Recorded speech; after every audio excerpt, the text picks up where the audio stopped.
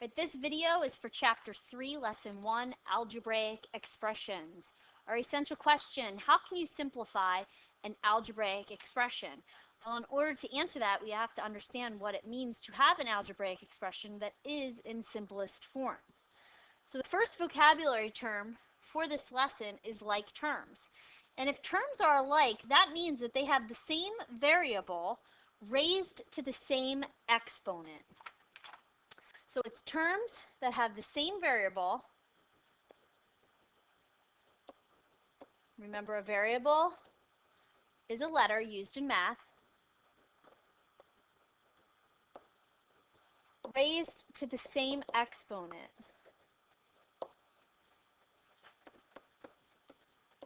And an exponent tells you how many times to multiply the base by itself. So examples of like terms might be 3z and 2z. Both of these have a z, and if I were thinking of its exponent is a 1, even though it's not there. You don't have to write when it has an exponent of 1. Another example of like terms, maybe you have 4x squared and 7x squared. Both of them have an x that is to the second power, making them like terms. When we talk about simplest form, that's when we have an expression with no like terms, meaning we've combined those like terms, and no parentheses, meaning there is nothing that had to be distributed out. Parentheses are gone, and the expression no longer has any like terms. So for its definition, write, when an expression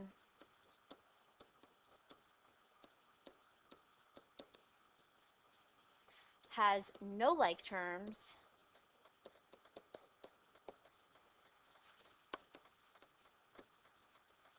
and no parentheses.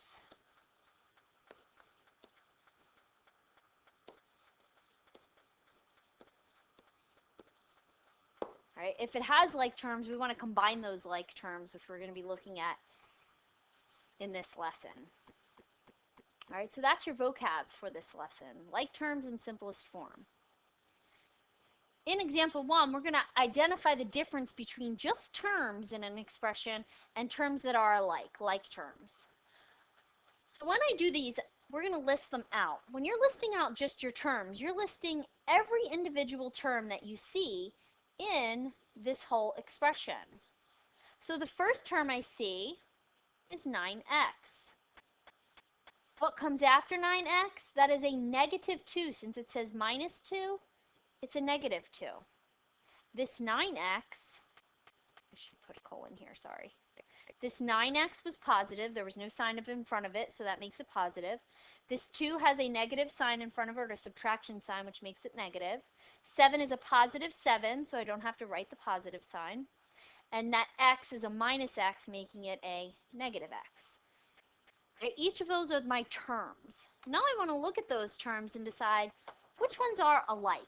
Which one have, going back to the definition of like terms, the same variable raised to the same exponent. So I'm going to do my like terms in blue. So is there anything that is alike to 9x? X to the first power. Down here I also see x being raised to the first power. So 9x and negative x would be like terms. And then I can look at my other two terms, and both of them are actually like terms as well. What we would call them, since there is no variable, these are called constants. Right? They're the constants there. So negative 2 and 7 are also examples of like terms. They're just also known as the constants. They have no variable. In part B, I'm looking at all the terms in the entire expression. Listing my terms, I'm going one term at a time. I've got z squared, followed by a positive 5z. We don't have to write that positive symbol. Followed by a negative 3z squared, because it's a minus. And a plus z would give me a positive z. Now when I want to go back and look at each of those terms, I'm going to look for the ones that are alike. They have the same variable raised to the same exponent. So I see a z squared here and a z squared here, making z squared and negative 3z squared like terms. Then I have z to the first and z to the first. So another set of like terms would be 5z and just z by itself. Same variable raised to the same exponent. Right? So your terms is when you're listing out each individual item in your expression. And then your like terms is when you're looking for the same variable raised to the same exponent. Using example 1 to help you, see if you can do the on your own problems 1, 2, and 3. Do exactly like I did, where you're going to list the terms and then list your like terms. Pause the video, do the work, and then come back and check your answers.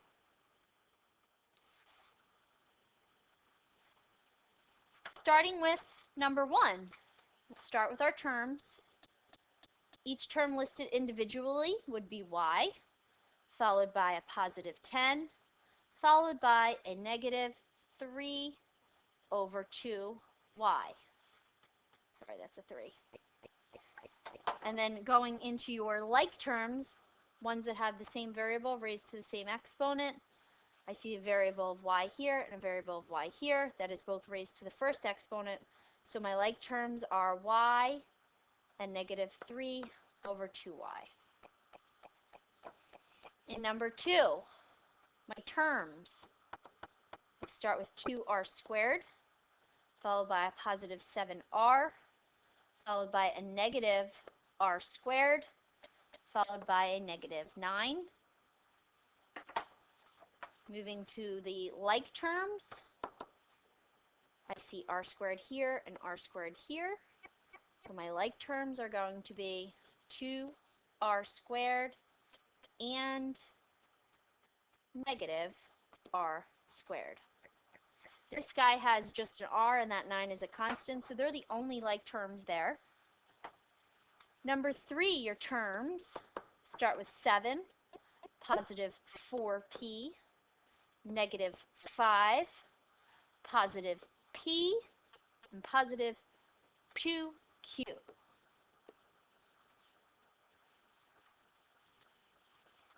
Moving on to your like terms. Only like terms I see here would be my p to the first and p to the first. So I've got 4p and p. And then I also have two constants, negative 5 and positive 7. So negative 5 and 7 are also like terms. Moving on to example 2, simplifying the algebraic expression. So an algebraic expression in simplest form no longer has any like terms, which means you actually combine them. So a way I like to look at this one is to put different shapes around my different like terms.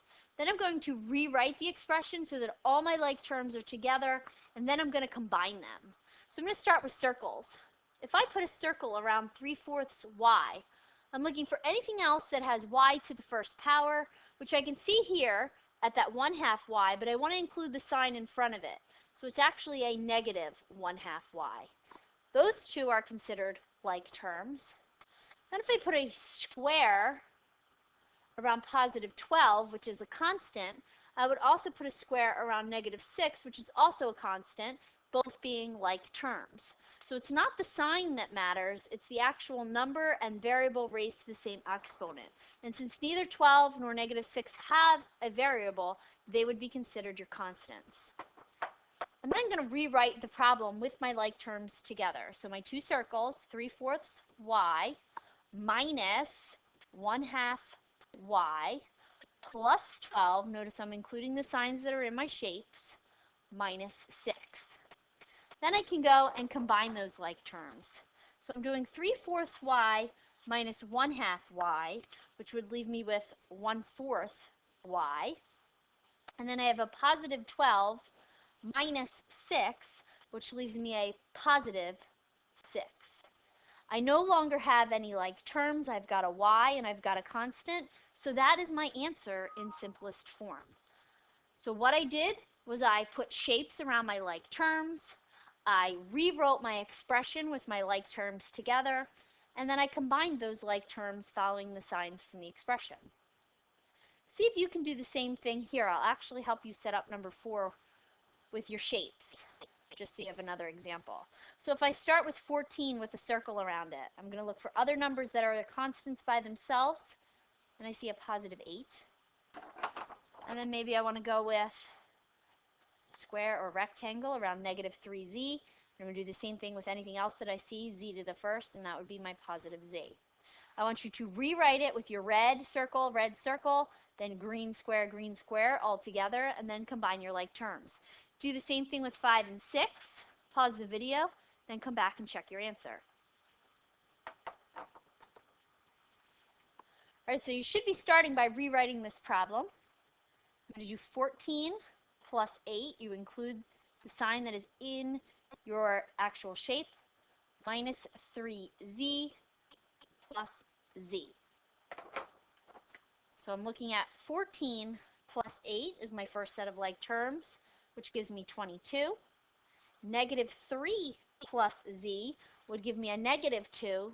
So I'm going to write minus 2z. I no longer have any like terms, so that one is now completely simplified. Up here, I'm going to start with looking at my like terms, which just so happen to already be next to each other.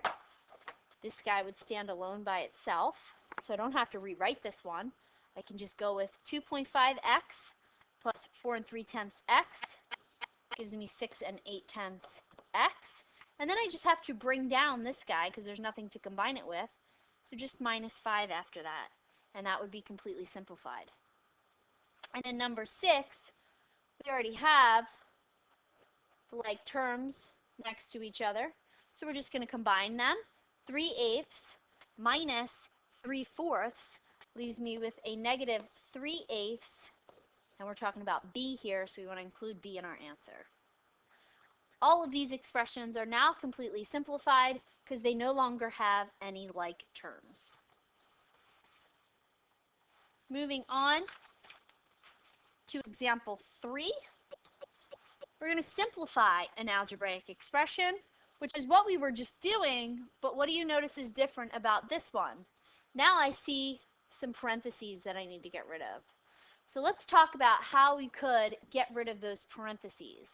In order to get rid of those parentheses, we're going to have to do something with this negative 1/2.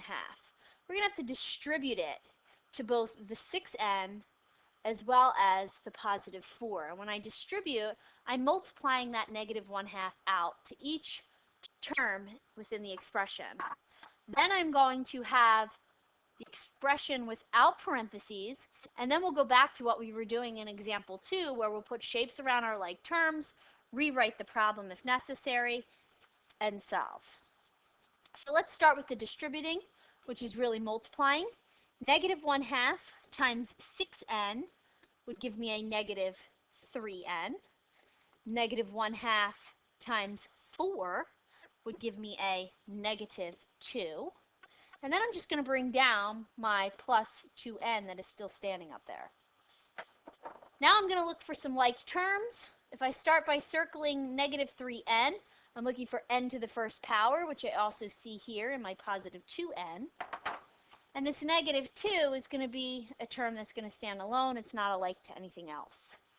So if I want to rewrite my problem with my like terms together, I've got negative 3n plus 2n minus 2. Negative 3n plus 2n would give me a negative 1n. Then I can bring down my negative 2. And I could also just write this. I don't have to have that 1 there, so we could just say negative n minus 2, and that's even a little bit more simplified. So you always want to remember that you need to distribute, which means that you are multiplying, to get rid of your parentheses.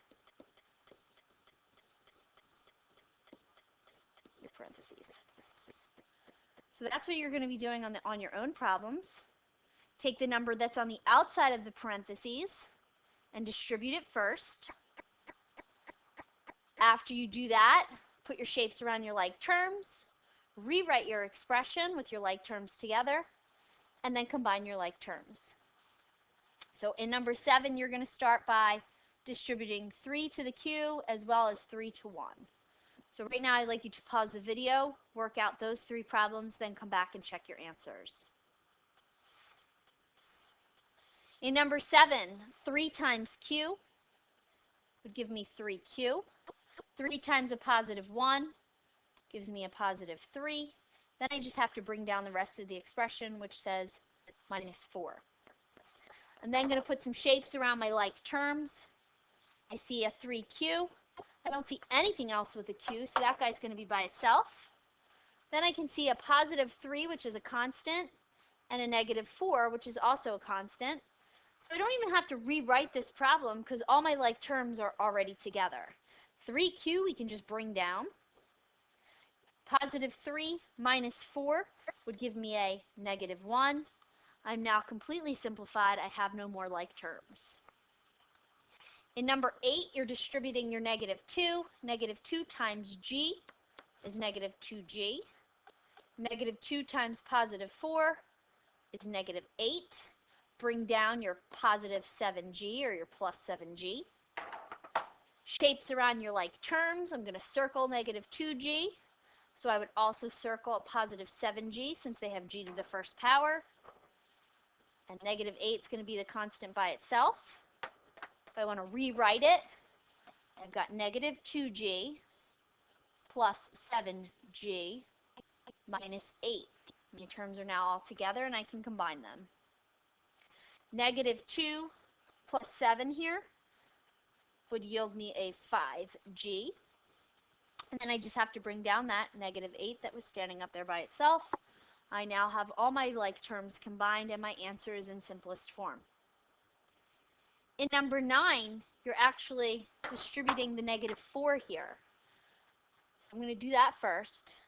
Negative 4 times 3/4 x excuse me, gives me a negative 3x. But before I write that, I'm going to start by writing my 7 so that I remember to bring it down.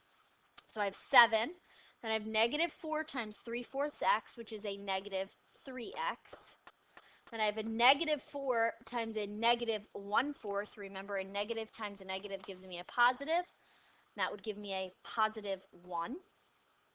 I can now look for my shapes around my like terms. If I put a circle around 7, 7 is a constant, so is positive 1. And then I also have this negative 3x by itself. So when we go to rewrite it, we could say 7 plus 1 minus 3x. 7 plus 1 is 8. Just bring down the minus 3x.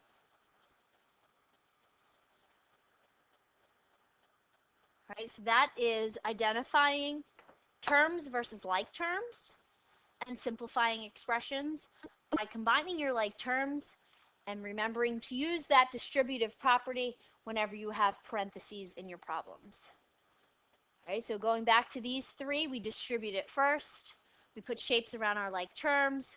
We rewrote the problem so that our like terms were all together, and then we combined them to make sure in the end that you have no other like terms.